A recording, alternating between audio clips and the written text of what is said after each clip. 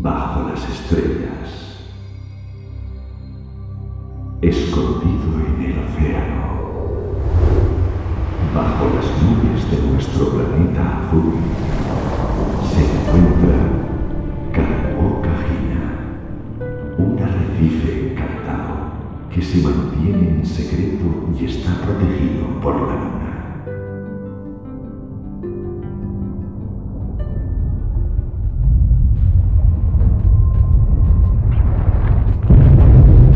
¿Conoces la leyenda? Cuando el volcán erupcione, la magia del arrecife desaparecerá. ¿Los humanos nos descubrirán? Tenéis que tocar la luna. Eso está fuera del arrecife. Ningún pez se atrevería a ir. Jake. Jake. Hey, ¿jugamos ya o qué?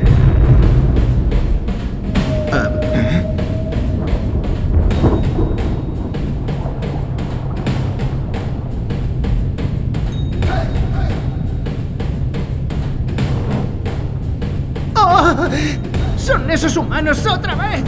¡Jake! ¡Jake!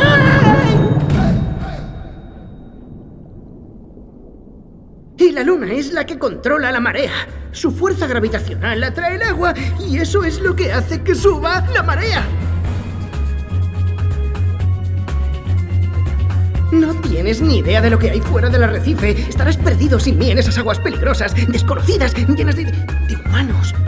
Es espantoso. Estoy solo, Jake. Solo te tengo a ti. Es más pesado que una ballena.